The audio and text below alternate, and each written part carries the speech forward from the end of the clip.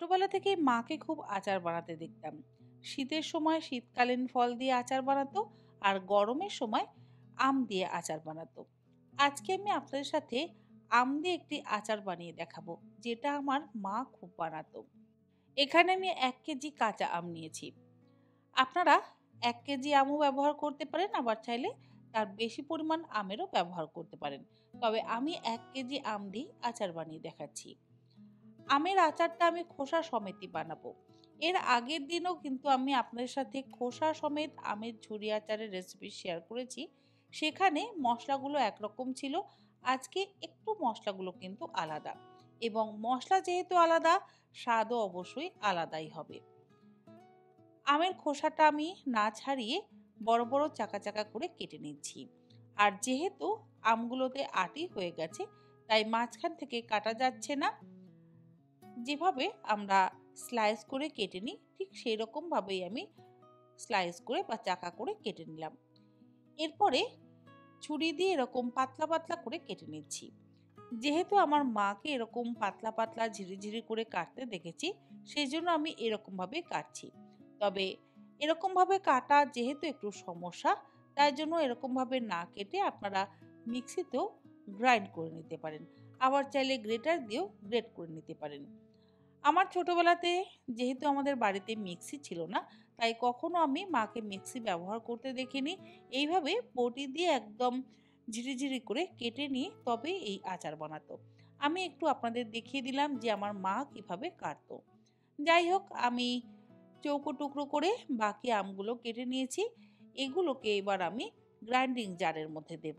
যেহেতু হাতে সময় কম, সেই জন্য আমি এরকম পাতলা পাতলা আর সরু সরু করে কাটলাম না। সেগুলোকে আমি আলাদা করে রেখে দিচ্ছি। অবশ্যই আচারের মধ্যে কিন্তু মিশিয়ে দেব। গ্রাইন্ডিং জারের মধ্যে আমি অল্প একটু আমের টুকরো নিয়ে নিলাম। একসাথে সবটা যেহেতু আমাদের চপ করা যাবে না, সেই জন্য আমি আলাদা আলাদা করে ভাগে ভাগে করে নিচ্ছি। কিছুটা আমের টুকরো দেওয়ার পর এর মধ্যে আমি দিয়ে দেব 20 থেকে 22 কোয়া রসুন। তার সাথে দিয়ে দিচ্ছি 1 ইঞ্চি আদার টুকরো। আর দেব 20 থেকে 25টা কাঁচা পাকা লঙ্কা। লঙ্কার পরিমাণ একটু বেশি ব্যবহার করছি, যেহেতু এই আচারটা একটু ঝালঝালি ভালো লাগবে। সবকিছু এবার একসাথে গ্রাইন্ড করে নিলাম। তবে একদম মিহি বা মসৃণ করে কিন্তু বাটিনি। গোটা গোটা বা দানা দানা থাকবে, এরকম ভাবেই আমাদের গ্রাইন্ড করে নিতে হবে। যদি আপনাদের কাছে হ্যান্ড চপার থাকে, তাহলে আপনারা মিক্সিতে না করে হ্যান্ড চপার দিয়েও এই কাজটা অবশ্যই করতে পারেন। আবার চাইলে গ্রেটার দিয়ে গ্রেট করেও এই আচারটা বানাতে পারেন। আবার চাইলে আমি যেরকম ভাবে লম্বা লম্বা এবং ঝিরিঝিরি করে কেটে নিয়েছি, মানে ঝুরি আলু ভাজার মতন করে যেভাবে কেটে নিয়েছি, সেইভাবেও অবশ্যই করতে পারেন।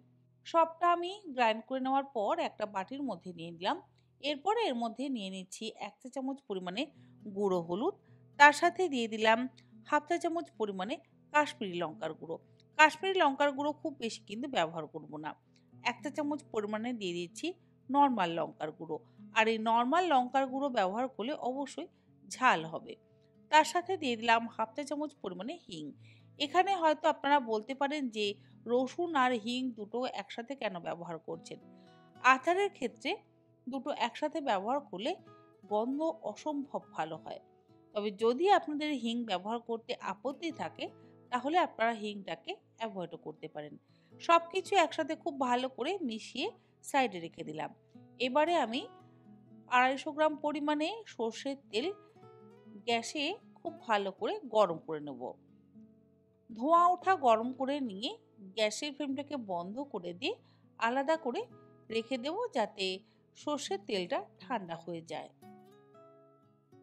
সর্ষের তেলটা ঠান্ডা হতে হতে আমি একটা আচারের মশলা তৈরি করে নিয়েছি। ফ্রাই প্যানের মধ্যে দিয়ে দিলাম 2 টেবিল চামচ পরিমাণে গোটা মৌরি, 2 টেবিল চামচ পরিমাণে দিয়ে দিলাম গোটা ধনে।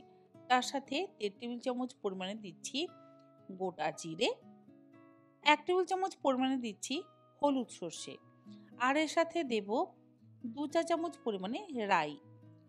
রাই যদি বাড়িতে না থাকে তাহলে নাও দিতে পারেন। তবে যে কোনো আচারে, বিশেষ করে এই ধরনের টক ঝাল আচারে যদি রাই ব্যবহার করা হয়, আচারের স্বাদ দ্বিগুণ মাত্রায় বেড়ে যায়। 1 চা চামচ পরিমাণে দিয়ে দিলাম জোয়ান।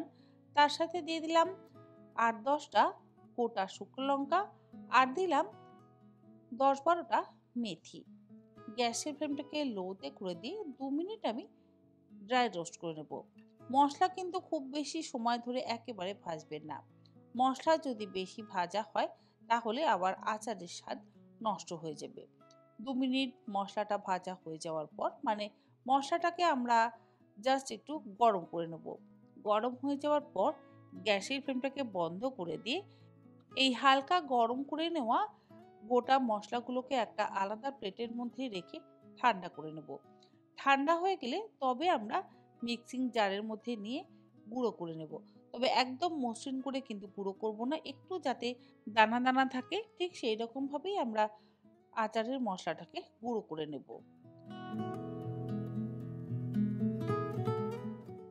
মশলাটা আমার গুঁড়ো করে নেওয়া হয়ে গেছে। দেখুন আমি দেখিয়ে দিচ্ছি যে আমাদের আচারের মশলা কেমন গুঁড়ো হয়েছে। খুব বেশি মসৃণ করে বা মিহি করে কিন্তু গুঁড়ো করিনি, আর একটু গোটা গোটা রেখেছি।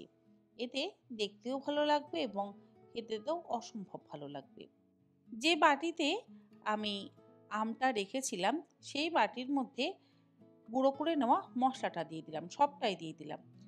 এর সাথে দিয়ে দিলাম 2 থেকে আড়াই টেবিল চামচ পরিমাণে আমচুর পাউডার। তার সাথে 1 টেবিল চামচ পরিমাণে দিলাম বিট লবণ, আর 1.5 টেবিল চামচ পরিমাণে দিয়ে দিলাম নর্মাল লবণ। আচারে কিন্তু লবণটা একটু বেশি ব্যবহার করলে আচারটা বেশি ভালো হবে। সমস্ত কিছু এবার একসাথে ভালো করে মিশিয়ে নিচ্ছি। আচার যখনই বানাবেন তখন কিন্তু ভীষণভাবে খেয়াল রাখবেন যে এই আচারের মধ্যে যেন জল না পড়ে। আচারটা যাতে দীর্ঘদিন স্টোর করে রাখা যায় সেই জন্য এর মধ্যে আমি ব্যবহার করব ভিনিগার। 1/4 কাপ পরিমাণে ভিনিগার দিয়ে দিলাম। আর তার সাথে দিয়ে দেব এবারে যে সর্ষের তেলটা আমরা গরম করে রেখেছিলাম সেই সর্ষের তেলটা।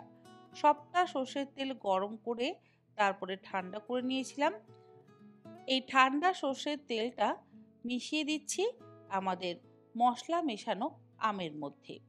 এরপরে সমস্ত কিছু একসাথে ভালো করে মিশিয়ে নিলেই ইনস্ট্যান্ট টক ঝাল আমের আচার কিন্তু তৈরি। পান্তা ভাত দিয়ে একবার এই আমের আচার খেয়ে দেখবেন, অসম্ভব ভালো লাগে।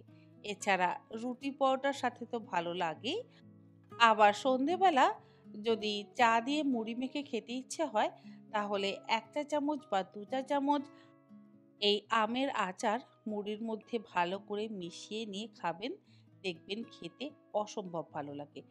আশা করি তন্নির পাকশালার এই ইনস্ট্যান্ট আমের আচারের রেসিপি আপনাদের ভালো লাগলো। ভালো লাগলে এরকমভাবে আমের আচার বানিয়ে 1 থেকে 2 বছর স্টোর করে আপনারা রেখে দিতে পারেন। আজ তাহলে এই পর্যন্ত। আবার হাজির হয়ে যাব অন্য কোনো নতুন ধরনের রেসিপি নিয়ে। ভালো থাকবেন, সুস্থ থাকবেন। ধন্যবাদ।